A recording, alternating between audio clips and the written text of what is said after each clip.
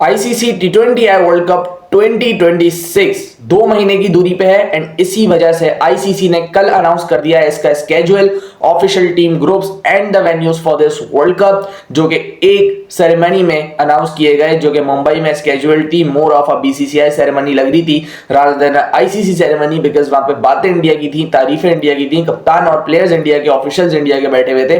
But anyways that was ICC ceremony जिसके अंदर schedule announce किया गया है, जो कि हमारे लिए बहुत ज्यादा इंपॉर्टेंट है डिस्कस करना। इसके अलावा एक बड़ी बात यह है कि रोहित शर्मा को brand ambassador of the T20 world cup for this year declare किया गया है, जैसे शाहिद अफरीदी एंड युवराज सिंह को 2024 के वर्ल्ड कप का ब्रांड एम्बेसडर बनाया था। इसी तरीके से रोहित शर्मा को नेक्स्ट ईयर के वर्ल्ड कप का ब्रांड एम्बेसडर डिक्लेयर किया गया है एंड इसमें कोई शक नहीं है कि वो बंदा brand ambassador of T20 cricket कहलाने के काबिल है।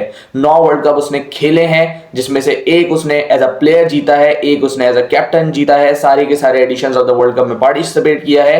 So no better option than him. जिस तरीके का वो प्लेयर रहा है, absolute legend of the game, इस पे किसी को कोई डाउट होना नहीं चाहिए। डिस्पाइट हम पाकिस्तान से हों या इंडिया से हों या किसी भी कोने से हों, he was a wonderful player and he still is a wonderful ODI player. So उनका ब्रांड एम्बेसडर होना दैट डजंट मीन कि वो इंडिया की कोई हामी लेगा या कुछ इस तरीके से, but he really deserve to be there, that position उसको डिजर्व करती है। इसके अलावा अगर हम लोग बात करें इस टूर्नामेंट के स्केड्यूल पे, तो सबसे पहले हम लोग वेन्यूज को देखेंगे कि किन किन वेन्यूज पे टूर्नामेंट खेला जाएगा।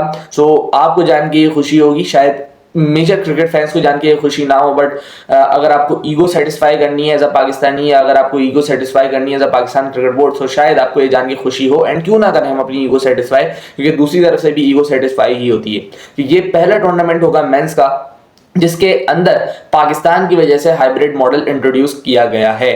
पहला टूर्नामेंट आपने इंडिया की वजह से देखा था, चैंपियंस ट्रॉफी, जिसमें हाइब्रिड मॉडल था, that was UAE and Pakistan, जिसको बाकी सारी टीमों ने सफर किया था, बट इंडिया ने आराम से वो टूर्नामेंट दुबई में रहते हुए खेला। इसी तरीके से ये पाकिस्तान का पहला टूर्नामेंट होगा जहां पे पाकिस्तान आराम से श्रीलंका में बैठेगा एंड सारी टीमें आएंगी श्रीलंका में उससे खेलेंगी। सो ये पाकिस्तान टीम की वजह से पहला टूर्नामेंट है जो कि एक हाइब्रिड मॉडल में खेला जाएगा and this tournament is expanded over to 8 venues, जो कि श्रीलंका के 3 हैं एंड 5 इंडिया के वेन्यूज हैं। अगर हम लोग डिस्कस कर लें तो न्यू दिल्ली अरुण जेटली स्टेडियम, उसके बाद Eden gardens Kolkata, Chidambaram Chennai stadium है, उसके बाद नरेंद्र मोदी, ये तो डेफिनेटली ही होता है, अहमदाबाद, उसके बाद वानखेड़े स्टेडियम है, उसके बाद पालाकले है कैंडी में जो लोकेटेड है, इसके बाद प्रमदासा स्टेडियम है जो कि कोलंबो में है and another stadium Sinhalese in Colombo that is as well. So ये 3 stadiums from Sri Lanka and 5 stadiums in India. So हमारी कंसंट्रेशन सिर्फ और सिर्फ 3 पे होनी चाहिए जो कि श्रीलंका में लोकेटेड हैं और वही हमारे स्टेडियम्स हैं जहां पे हमने सारे के सारे अपने गेम्स खेलने हैं। एंड इसके बाद अगर हम लोग ग्रुप्स की बात कर लें, सो येट अगेन लड़ेंगे भी, हाथ भी नहीं मिलाएंगे, ट्रॉफी भी नहीं लेंगे, लेकिन रहेंगे एक ही ग्रुप में। आपको बात समझ आ गई होगी मैं किन हाइपोक्रेट्स नेशन की बात कर रहा हूं। वही 2 हाइपोक्रेट नेशन है, पाकिस्तान है और इंडिया है। और हमारी तरफ से तो ऐसी कभी कोई बात आई नहीं है कि भाई हमने तो खेलना ही नहीं, हम तो बोलते हैं आओ खेलो हमसे, लेकिन दूसरी तरफ से आपकी कोई जरूरत नहीं है। दूसरी तरफ से कहा जाता है कि आपकी टीम की कोई औकात नहीं है, फिर दूसरी तरफ से कहा जाता है कि अगले वर्ल्ड कप में आपसे कोई खेलेगा नहीं, आपका बॉयकॉट करेंगे।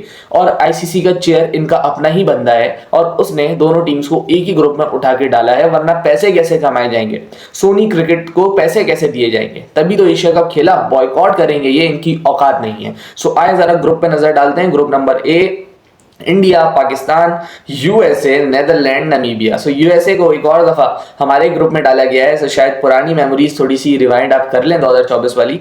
लेट्स सी इस दफा क्या होता है। बट ग्रुप बी की अगर मैं बात करूं तो Australia, Sri Lanka, Ireland, Zimbabwe and Oman. इसके अलावा group C, England, West Indies, Bangladesh, Nepal and Italy. ये मुझे सबसे हार्ड ग्रुप लग रहा है क्योंकि इसमें 3 टीम्स आपको दिख जाएंगी जो कि ऑफिशियली एक टेस्ट मेंबर्स भी हैं एंड इसके अलावा अच्छी क्रिकेट टी20 की खेलना जानती हैं। इसके अलावा अगर मैं बात करूं, नेपाल भी कोई हल्की टीम नहीं है माइंड यू, वो भी अच्छी क्रिकेट खेल रहे हैं फ्रॉम लास्ट ईयर। और आप देखोगे कि उन्होंने 2024 के वर्ल्ड कप में 2 टीमों को जो उनका मैच था ना, वो ऐसा था कि वो जीत सकते थे against Bangladesh and against south Africa. वो पता नहीं कैसे हार गए वो match, but that was the game that Nepal should have von. उनके जो फैंस हैं उनके लिए उनको जीतना चाहिए था। एनीवेज ग्रुप डी अगर हम लोग देखें तो New Zealand, South Africa, Afghanistan, Canada, UAE. ओहो, ये वाला ग्रुप जो है ना, group D, that is the far most difficult group. आप देखोगे New Zealand, South Africa, those are very very good side and in spinning conditions at India Afghanistan को आप रूल आउट नहीं कर सकते। राशिद खान, मुजीबुर रहमान, मोहम्मद नबी, ये जो तीन का तिगड़ा है, या इवन फिर उसके बाद आप शरफुद्दीन अशरफ को देख लो या किसी भी इनके बॉलर को देख लो, सो इंडिया वाली कंडीशन तो सूट करती है अफगानिस्तान को। सो वहां पे आप रूल आउट ही नहीं कर सकते अफगानिस्तान को। सो ग्रुप डी आप देख रहे हो कि that is the far most difficult group जो आपको दिखेगा इस पूरे टूर्नामेंट के अंदर। फिर इसके बाद शेड्यूल की अगर मैं बात कर लूँ, तो पहला गेम पाकिस्तान वर्सेस श्रीलंका ही होने वाला है। पाकिस्तान विल बी प्लेइंग, पहला गेम पाकिस्तान वर्सेस नेदरलैंड ही होने वाला है, यानी हम लोग ही स्टार्ट कर रहे हैं टूर्नामेंट को 7 फरवरी सुबह 11 बजे, और ये मैच खेला जाएगा कोलंबो में, सैटरडे का दिन है ये। इसके बाद इंडिया एंड यूएसए का गेम है, इसके बाद इंग्लैंड एंड नेपाल। उसके बाद आप शेड्यूल देख सकते हैं, पाकिस्तान वर्सेस इंडिया जो कि मेन गेम है वो खेला जाना है मेरे भाई 15 फरवरी, संडे का दिन, and that is 7 PM and that stadium is Colombo yet again. So Pakistan ने रहना है कोलंबो के अंदर, अपने सारे के सारे गेम्स कोलंबो में ही खेलने हैं। So that is a big advantage for Pakistan and इसको कैपिटलाइज करना चाहिए, जैसे इंडिया ने कैपिटलाइज किया था इन चैंपियंस ट्रॉफी 2025। उसके अंदर उन्होंने जिस तरीके से खेला था वाइल रिमेनिंग एट दुबई, अपने डोमिनेंस की थी वहां पे और बिल्कुल हावी नहीं होने दिया था किसी भी टीम को, एंड वही करना चाहिए पाकिस्तान को, क्योंकि ऑब्वियसली जब आप एक वेन्यू पे रहते हैं तो आप वहां की कंडीशंस को जानते हैं, आप एडजस्ट होते हैं। दूसरी टीम, आने वाली टीम्स के लिए ज्यादा मुश्किल होती है, क्योंकि India and Sri Lanka they are not quite similar conditions. India में आपको बिल्कुल पाठे विकेट मिल जाएंगे, बिल्कुल फ्लैट विकेट मिल जाएंगे, बट जब आप श्रीलंका आओगे तो वहां पे आपको अंडर द लाइट सबसे पहले सीम मूवमेंट भी मिलेगा, फिर उसके बाद आपको थोड़ा बहुत स्पिनर्स का भी हेल्प मिलेगा। सो एवरीथिंग इज डिफरेंट और वहां से एडजस्ट करना भी मुश्किल हो जाता है। सो आपको ये बात पता होनी चाहिए कि पाकिस्तान को एक बहुत बड़ा एडवांटेज है अगर हम लोग सारे के सारे गेम्स खेलें किसके अंदर, कोलंबो के अंदर। सो इसके बाद हमारे पास जो फाइनल है वो संडे को अनाउंस किया गया है, एंड दैट इज ऑल्सो मतलब पाकिस्तान अगर जाता है तो वो कोलंबो में होगा, वरना वो जाएगा अहमदाबाद। और सूर्या कुमार यादव ने तो बोल दिया है कि इंडिया वर्सेस हम लोग चाह रहे हैं कि ऑस्ट्रेलिया हो जाए ताकि हम बदला ले लें at Ahmedabad. So let's see वो कैसे होता है, और मैं उम्मीद करूंगा कि पाकिस्तान की वजह से वो फाइनल जरा आए कोलंबो और मजा आ जाएगा। Pakistan will be playing their semifinal number 1। So एक चीज पाकिस्तान को यहाँ पे भी पता है कि आपका सेमीफाइनल नंबर 1 ही होना है। सो ये चीज भी आप डिसाइड कर सकते हो भाई कि किस तरीके से आपने चीजों को लेके चलना है, एंड ये बहुत ज्यादा इंपॉर्टेंट चीजें हैं, क्योंकि आपको अगर पहले से ही पता है कि आपका मैच यहाँ होना है, तो आप उसके हिसाब से प्रिपेयर कर सकते हो। एंड स्पेशली श्रीलंकन कंडीशन के हिसाब से जो आपकी टीम बन चुकी है ना मेरे भाई, वो एक आउट क्लास टीम बनती जा रही है। सिर्फ और सिर्फ एक कमी मुझे इस टीम के अंदर जो लग रही है ना, वो आपका कैप्टन सलमान अली आ गया है। अब मुझे नहीं समझ आ रहा कि पाकिस्तान टीम उसको कैसे एडजस्ट करेगी। और आपको मैं एक न्यूज़ यहाँ पे मजीद दे दूं कि Pakistan and Sri Lankan cricket board बहुत जल्द एक सीरीज की अनाउंसमेंट करने वाले हैं जो कि जनवरी में होगी, and that is for a world cup. Pakistan का भी कोई आने वाले दिन में कोई शेड्यूल नहीं है किसी भी मैच का। So Pakistan cricket board is also looking for a tournament या सीरीज, और इसी तरीके से Sri Lanka is also looking for a series. Sri Lanka ने ऑस्ट्रेलिया से भी 3 T20 खेलने हैं, लेकिन पाकिस्तान क्रिकेट बोर्ड से भी बात चल रही है। सो उसके लिए भी शेड्यूल आ जाएगा, आप देखोगे जनवरी में ये सीरीज एलोकेट होने वाली है। सो वहां तक जाने से पहले आपका कैप्टन कौन होगा ये अभी तक आपको पता नहीं है, क्योंकि सलमान अली आगा की फॉर्म इज हॉरिबल, ना तो बल्ले से हो रहा है, और ऑब्वियसली जब आपका एज अ बैट्समैन नहीं रन होता है ना, सो आपका कॉन्फिडेंस भी डाउन होता है।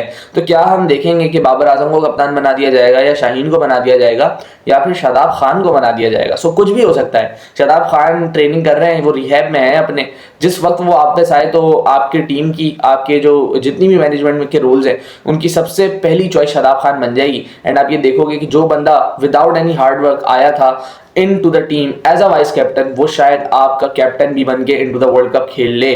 सो लेट्स सी चीजें कैसी जाती हैं। अगर शादाब खान आते हैं तो शायद ब्लेसिंग इन डिस्गाइज भी हो जाए, क्योंकि श्रीलंकन कंडीशंस एक स्पिनर मे बी एक ब्लेसिंग इन डिस्गाइज, बट कोई वो जो पैटर्न है जो फॉलो करके आना चाहिए किसी भी प्लेयर को, वो नहीं होने वाला। और आपके पास अगर मैं बात करूं फिलहाल के वक्त जो स्पिन ऑप्शंस आपके पास मौजूद हैं, 2000 phenomenal spin options. Abrar Ahmed हो गए, सुफियान हो गया, सुफियान शायद लेके जाएं आप, शायद ना लेके जाएं, फिर उसके बाद अबरार को देख लें आप। इसके अलावा Usman Tariq, you can not rule him out, he is a wonderful bowler जिस तरीके से उन्होंने परफॉर्मेंस दी हुई है। So you have many options in spin department, और पाकिस्तान अगर इसको सही से यूटिलाइज करेगा भाई, so Pakistan can perform really well in this world cup. ये थे हमारे पास वेन्यूज। अगर मैं पाकिस्तान की रीसेंट टाइम्स में परफॉर्मेंस की बात करूं तो दैट इज ऑल्सो आउटस्टैंडिंग। अभी ट्राई सीरीज में भी अच्छी परफॉर्मेंस जा रही है, जो भी मैचेस जीते हैं apart from a single game was all one sided victories.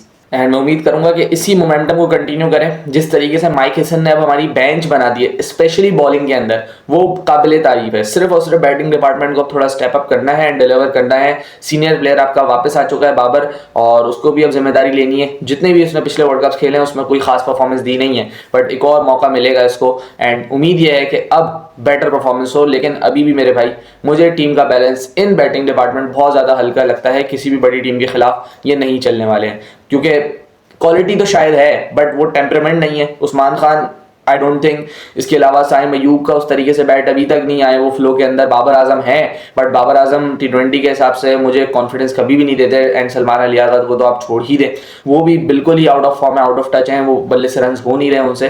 सो काफ़ी सारी चीज़ें हैं जो कि मसले मसाइल इन साइड दी बैटिंग डिपार्टमेंट है। सो लेट्स सी पाकिस्तान उसको कैसे केटर करता है। बट अपार्ट फ्रॉम दैट, अगर मैं बॉलिंग की बात करूँ, ऑलराउंडर्स की बात करूँ, Pakistan team is looking a well balance side. So let's सी, 15 फरवरी का इंतजार है, इसके अलावा पूरे फरवरी के महीने का इंतजार है। एंड आपको एज अ पाकिस्तानी फैन ये सुन के खुशी होगी कि आपका टूर्नामेंट मिडवे रमजान में शुरू होने वाला है। रमजान शुरू होंगे after the world cup, in fact यानी वर्ल्ड कप के दरमियान ही रमजान शुरू हो जाएंगे। सो ऑब्वियसली रमजान में खेलते हुए पाकिस्तान ने 2 ट्रॉफीज पहले से ही उठाई हुई हैं, जो कि चैंपियंस ट्रॉफी थी एंड वर्ल्ड कप हमारा 1992 का। सो उसमें तो अलग ही फीलिंग होती है रमजान में खेलने वाली। सो लेट्स होप पाकिस्तान अच्छी परफॉर्मेंस दे एंड उम्मीद करूंगा कि बिल्कुल फायदा उठाए एक कंडीशन में रहने का। मिलते हैं किसी और वीडियो में, अपना ख्याल रखिएगा।